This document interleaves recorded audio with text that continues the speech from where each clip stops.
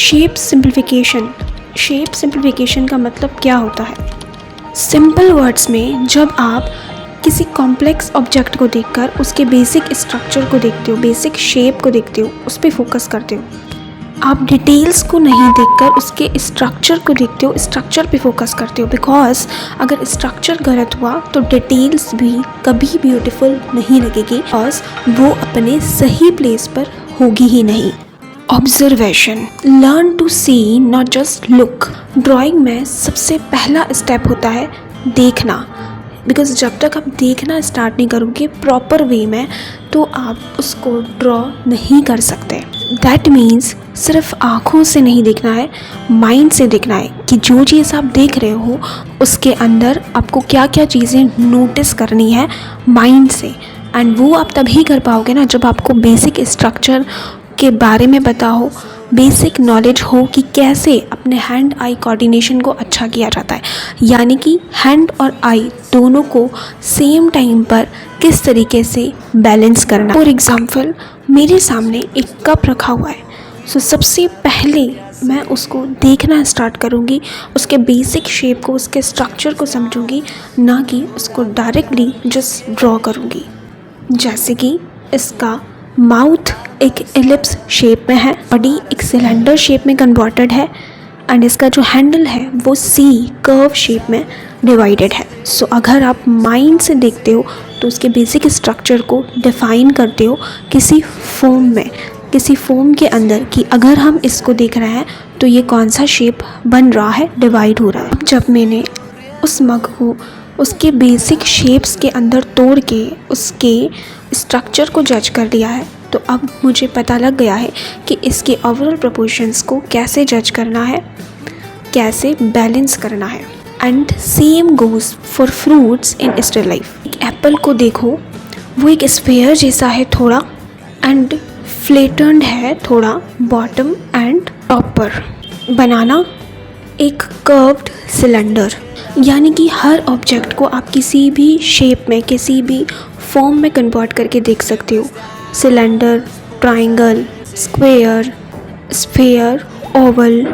सो किसी भी फॉर्म में आपको इमेजिन करना है कि किस में वो आप उसको कन्वर्ट कर सकते हो। उसके स्ट्रक्चर को समझने के लिए उसके शेप को समझना बहुत इंपॉर्टेंट है। Next example is landscape.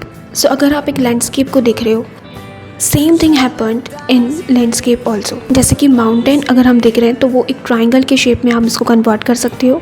Trees को एक ओवल और रेक्टेंगल कॉम्बिनेशन में, house is equal to rectangle plus triangle. So आप एक पिक्चर को जितना शेप्स के फॉर्म में कन्वर्ट करोगे, डिवाइड करते चले जाओगे, उसके प्रपोर्शंस को, उसके प्लेसमेंट को समझना उतना ही ईजी होता चला जाएगा। सिंप्लीफाई करने से मतलब उसको ड्रॉ करना नहीं है, उसके स्ट्रक्चर को समझना है। उसके स्ट्रक्चर के अंदर जो शेप्स हम डिफ़ाइन कर सकते हैं उसको ब्रेक डाउन करना है कि कैसे वो स्ट्रक्चर बनाया गया है। सो जब आप किसी स्ट्रक्चर को सिंप्लीफाई करते हो, शेप्स के फॉर्म में ब्रेक डाउन करते हुए प्लेसमेंट्स दोगे तो प्लेसमेंट सही जगह पर आएगी, यानी कि प्रपोर्शन सही जगह पर आएगा। तो डिटेल्स ऐड करने के बाद में भी ड्राइंग जो है वो बैलेंस्ड लगेगी। अगर आपने डायरेक्टली डिटेल्स को ऐड कर दिया लेकिन आपने उसके स्ट्रक्चर को नहीं समझा, उसके प्रपोर्शन को सही नहीं समझा, प्रपोर्शंस को क्लियरली विजिबल नहीं किया वहाँ पे, तो वो जो ड्राइंग है वो बैलेंस नहीं होगी। दैट मीन्स हर एक ऑब्जेक्ट का साइज़ और उसका प्लेसमेंट जो है वो बिगड़ा हुआ रहेगा। तो डिटेल्स ऐड करने के बाद में वो कैसी लगेगी, वो काफ़ी ओवरवर्कड लगेगी। दैट इज़ वाई जो प्रपोर्शंस है उसको प्रॉपर वे में जज करने के लिए, बैलेंस करने के लिए प्लेसमेंट्स पे एंड प्रपोर्शंस पे फोकस करना ज़रूरी है। एंड वो हम तभी कर सकते हैं जब किसी भी रेफरेंस को पहले आप सिंप्लीफाई करना सीखो शेप्स के फॉर्म में। Next one is portrait. अब बात करते हैं पोर्ट्रेट की। पोर्ट्रेट में तो सबसे ज़्यादा प्रपोर्शंस का रोल मैटर करता है, बिकॉज कहीं पर भी अगर प्रपोर्शंस में प्रॉब्लम हुई, ब्रेकडाउन हुआ, चेंजेस हो गए, तो ओवरऑल जो ऑब्जेक्ट है, ओवरऑल जो फेस है, उसके प्रपोर्शंस जो हैं वो बिगड़े हुए लगेंगे। एंड ऐसा क्यों? बिकॉज आप पोर्ट्रेट ड्रॉ कर रहे हो तो वहाँ पर काफ़ी ज़्यादा चांसेस हैं इमोशंस के बिगड़ने के, क्योंकि वहाँ पे हर छोटे एरियाज़ में हमें साइज़ को देखना पड़ता है, उसकी लेंथ एंड विड्थ को देखना पड़ता है। तो शेप्स को सिंप्लीफाई करने के साथ ही ओवरऑल प्रोपोर्शंस को जज करना इम्पॉर्टेंट है। तो एक ही टाइम में आपको बहुत सारी चीज़ें वहाँ पर देखनी रहती है एंड जिस वजह से ही मिस्टेक्स होने के चांसेस काफ़ी ज़्यादा होते हैं। कैसे आप उसको एक शेप के फॉर्म में समझ सकते हो। फॉर एग्जाम्पल, अगर आप एक हेड ड्रॉ कर रहे हो तो आप उसको एक ओवल शेप के फॉर्म में इमेजिन कर सकते हो। आईज़ को आप एक हॉरिजॉन्टल गाइडलाइन के फॉर्म में प्लेस कर सकते हो, या जैसे कि रेक्टेंगल आप उसमें एक शेप दे सकते हो। नोज़ को आप एक ट्रायंगल शेप के फॉर्म में इमेजिन कर सकते हो।